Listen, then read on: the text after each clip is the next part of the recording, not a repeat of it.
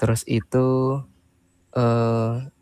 contohnya lagi adalah enterprise goal, seperti tujuan utama dari organisasi ini dalam jangka pendek maupun jangka panjang seperti apa. Nanti dari COVID 2019 yang saya jelaskan tadi, kita mencari nilai-nilai atau resiko atau manfaat yang kemungkinan terjadi di jangka waktu dekat atau jangka waktu panjang gitu, Pak.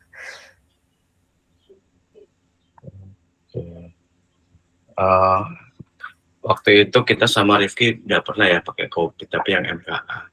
Itu pun kalau dieksplor pakai COVID itu PR kami banyak sebenarnya.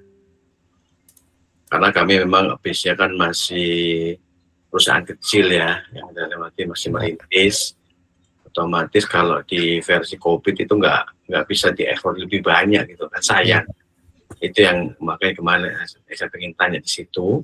Goalnya apa? Kalau base COVID itu akan nggak dapat mengekspor banyak, ya kemarin gitu. Karena apa?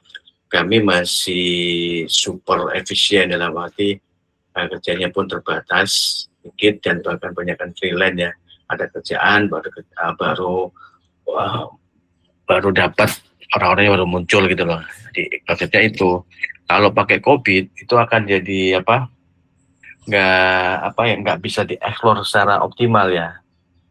Itu sih makanya sebelum itu saya ke arah teman-teman gitu, jangan sampai nanti berharap banyak ternyata yang dapat informasinya nggak bisa optimal, kan sayang, harapannya kan dapat A ya mata kuliah ini toh. Iya, Pak. Itu sih anggapannya gitu. Jadi sebelum saya sampaikan bahwa perusahaan kami perusahaan kecil ya, kalau di eksplornya COVID itu nggak nendang bahasanya ya, nggak akan muncul secara optimal. Itu sih Mas Zaidan. Kira-kira gimana? Contoh di COVID kan banyak ya, Bapak gimana prosesnya ini dan sebagainya, ini gimana sebagainya.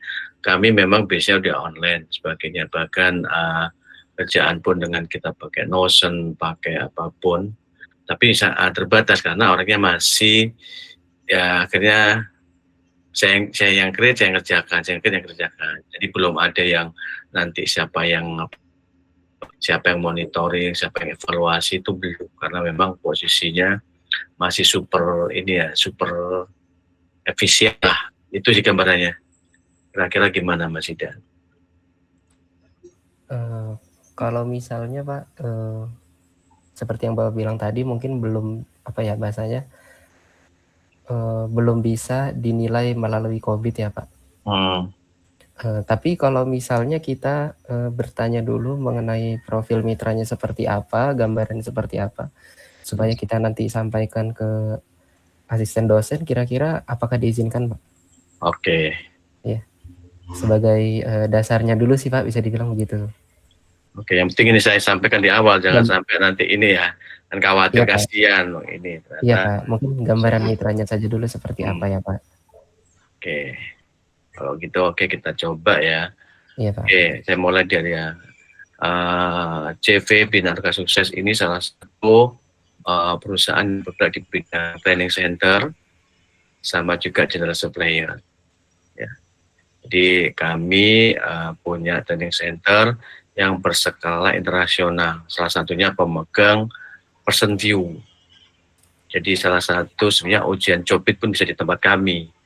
Cobit yang internasional ya, kami punya tempatnya untuk ujian sebenarnya. Cisco, profesional manajemen ini ada juga di tempat kami. Ya, jadi intinya kami pemegang lisensi untuk lisensi sertifikat internasional di Kalimantan. Namanya BAS ICT, tempat untuk pelatihan itu sama sertifikasinya. Nah, di situ kami juga mengembangkan pelatihan berbagai macam ya. Dari network ada, dari termasuk kami juga kolaborasi dengan BNSP ya untuk pelatihan itu. Dengan BNSP itu untuk pelatihannya. Satu sisi untuk pekerjaan yang general supplier atau lebih ke arah konsultan IT ya atau software development, kami juga ada. Satu sisi kemarin kami kerjakan untuk di dinas-dinas, ya contohnya dinas terkait, contoh dinas koperasi, UMKM, kemudian dinas pendidikan, kemudian juga di dinas kesehatan, kami juga ada di Pelindo, ya, itu untuk buat dashboard, ya dashboardnya untuk comment centernya, kami nyiapin semua di situ untuk setting dan sebagainya. Itu gambarannya. Kami berdiri itu sejak 19 Mei 2011. Ya, itu dan hukumnya di situ, dan ini masih kecil karena memang banyak tim kami itu freelance dalam arti contoh pelatihan. Kami ngajak memang instruktur yang udah bersertifikat, karena nggak boleh ngajar kalau belum sertifikat kan. Itu salah satu yang kami siapkan. Itu gambarannya Mas. Kalau kontraktor atau konsultan IT udah berjalan, dan itu masih base-nya sebagian online, sebagian offline, dan sebagainya, sistemnya gitu.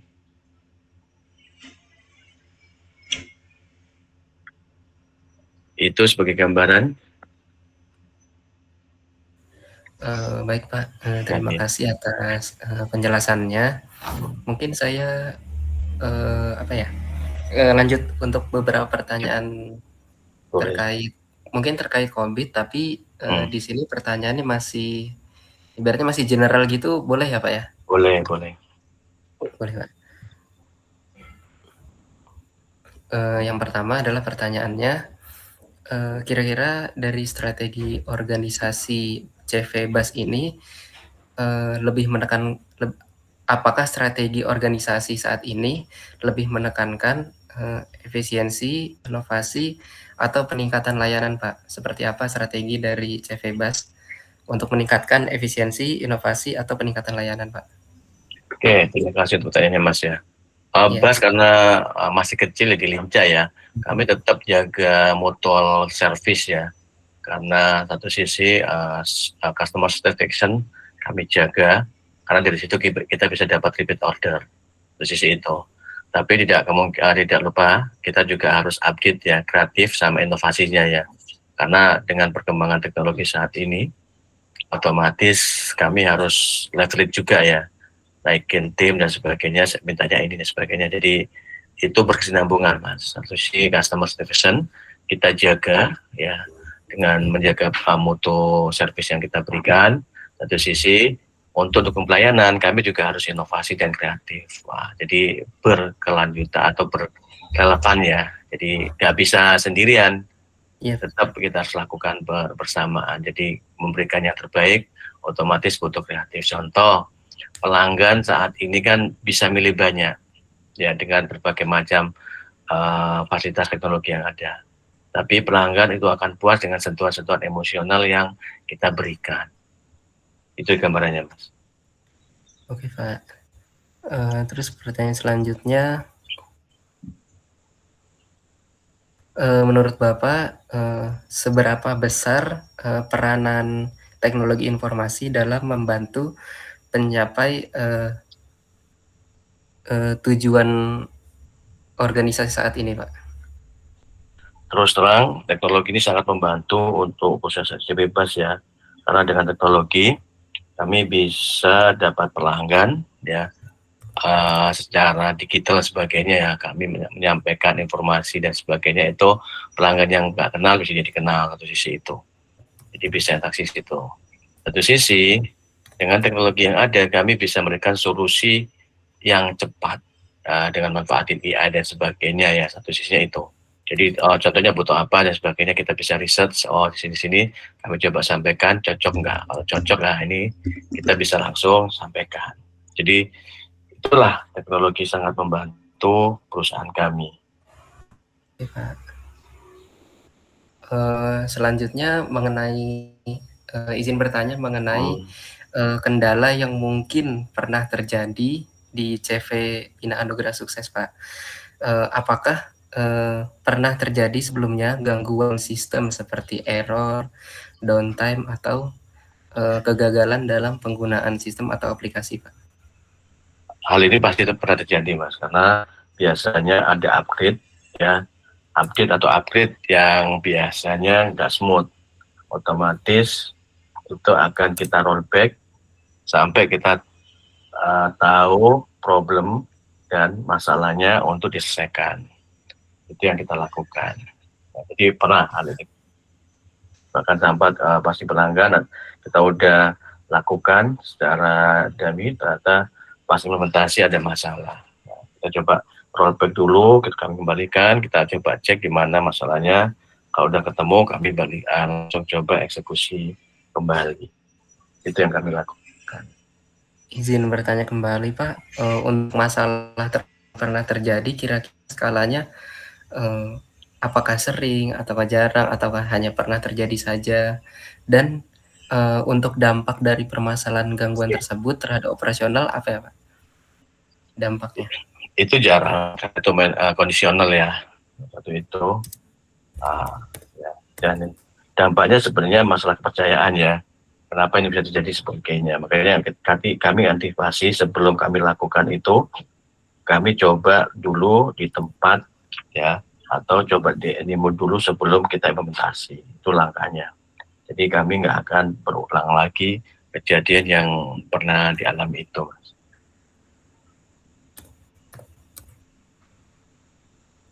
Mungkin teman-teman yang lain ada pertanyaan lagi mengenai yang desain faktor 5? Saya nggak bisa open cam ya, lagi ngerjain tugas, saya lagi kuliah. Iya Pak, nggak apa-apa Pak. Mohon maaf ini sambil mengganggu waktunya Pak. Aman. Mungkin Izin teman-teman. teman-teman dan Bapak Setiabudi, apakah suara saya terdengar?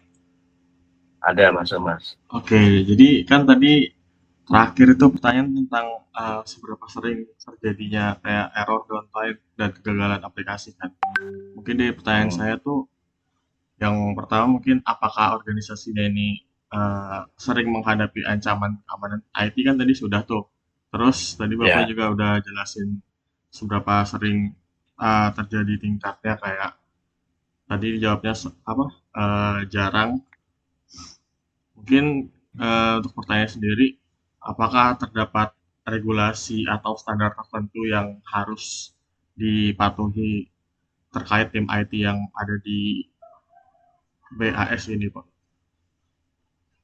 Oke, dengan kejadian itu kami buat SOP Mas, di standar, meskipun nggak tertulis ya, tapi kita udah buatin, masih belum standar ya, ada itu kita ada SOP-nya, kalau ada perubahan ini, apa yang perlu dilakukan sebelum implementasi, itu salah satu dari hal itu kita bisa lakukan.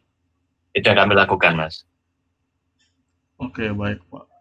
Mungkin untuk pertanyaan selanjutnya, di BAS ini apakah sering ataupun pernah dilakukan audit terkait sistem atau IT? Kan tadi kayak udah pernah kena hacking dan lain-lain itu Pak, apakah sering melakukan audit atau bagaimana? Sebenarnya bukan hacking ya, lebih ke arah ada yang update ya, ada sistem yang biasanya itu normal ternyata ada masalah, nggak running well dan sebagainya. Ini bukan hack tapi lebih ke arah update. Oh ya, update. Ya, Baik, contoh Pak. kalau Windows itu kan patch-nya itu kan bermasalah. Nah, kemudian diminta di rollback dulu sampai ketemu patch di situ. Kalau di hack alhamdulillah enggak, karena kami lebih lebih menjaga company kami itu lebih ke arah secure, dalam arti nggak terpublish gitu loh. Iya. Jadi pakai VPN dan sebagainya, itu lebih ke arah ke situ. Oh ya, tadi kan Bapak bilang untuk kepatuhan yang dari tim TI-nya sendiri tadi kan nggak tertulis tapi emang ada. Mungkin Ya, pertanyaan sendiri, seberapa penting sih dari peran TI yang ada ini dalam kegiatan operasional sehari-hari yang ada di BAS, Pak? sangat penting karena kerjaan kami kan di IT ya.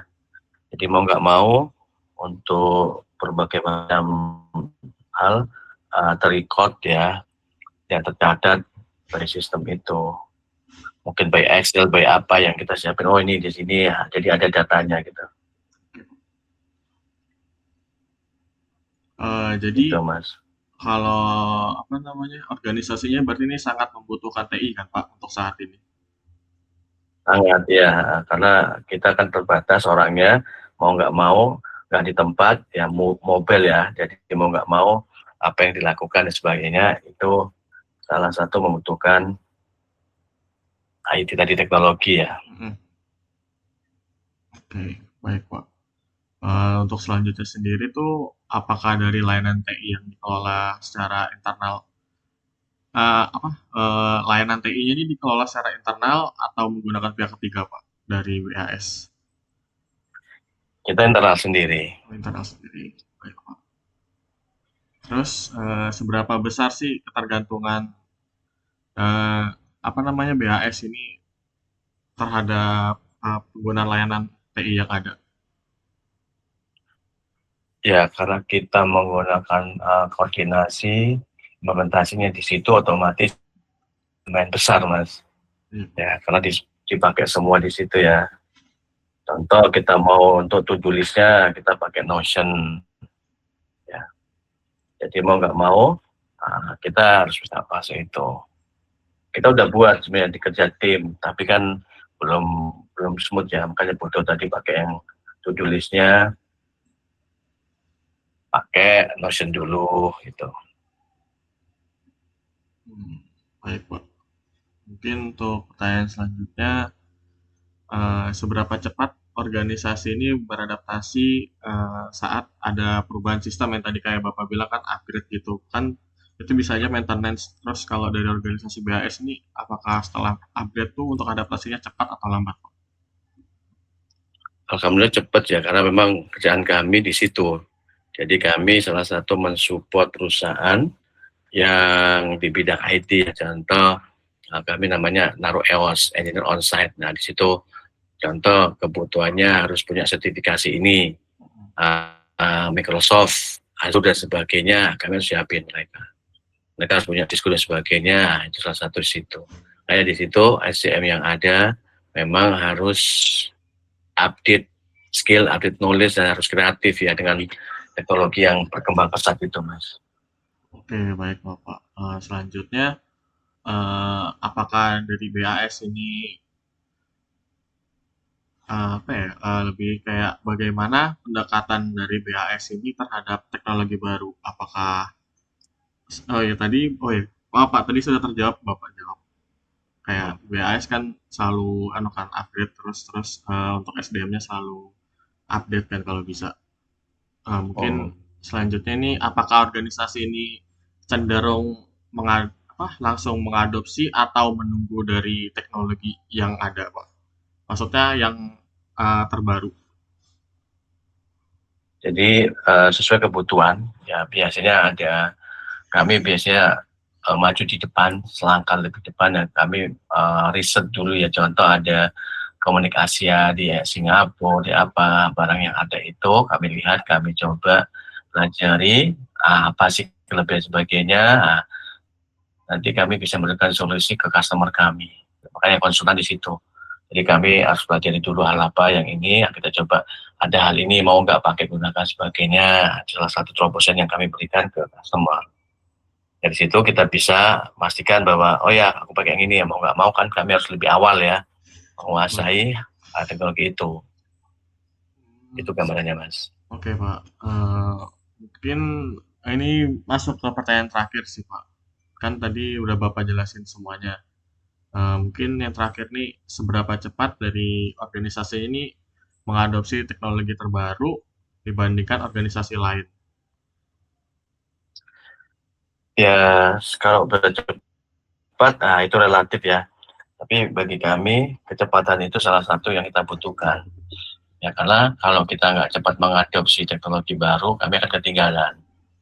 Hanya di situ kelebihan yang kita berikan kepada SCM, kami ya, kita harus lebih faster untuk perubahan teknologi, atau kita bisa mengadopsi teknologi agar kita bisa lebih dipercaya. Minimal kita bisa memberikan yang terbaik. Maksud itu, Mas. Tuntutan sebenarnya ya, karena tuntutan. Bukan, karena ya mau nggak mau kita harus lebih itu gitu. Iya, Pak. Betul.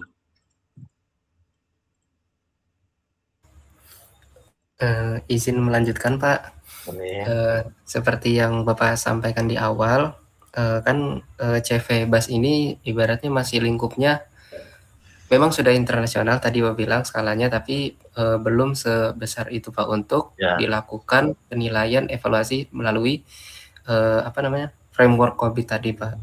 Nah, betul. dari wawancara ini Pak, saya izin untuk menyampaikan dulu ke asisten dosen, seperti apa nanti tanggapannya asisten dosen kami terhadap wawancara Betul. ini, apakah bisa dilanjutkan atau tidak. Dan kalau memang bisa dilanjutkan, nanti kami konfirmasi lagi kira-kira apa saja yang diperlukan lagi dari mitra, Pak. Oke. Dari CV BAS ini nanti, Pak. Oke, siap. Kami Nanti tunggu. kalau misalnya ada hal yang kami butuhkan lagi dan itu perlu narasumber dari Bapak, kami mohon izin untuk nanti meminta waktunya ya, Pak. Dan mungkin kalau misalnya memang, Bapak sibuk dan mohon maaf jika kami mengganggu waktu Bapak, saya izin melalui perantara, di WA saja ya, Pak, ya, Boleh, untuk pertanyaannya. boleh, Ya. boleh. Oke, setelah ini saya izin untuk mengirimkan, surat, pendukung dari kampus ya, Pak? Boleh, siap. Kami tunggu ya.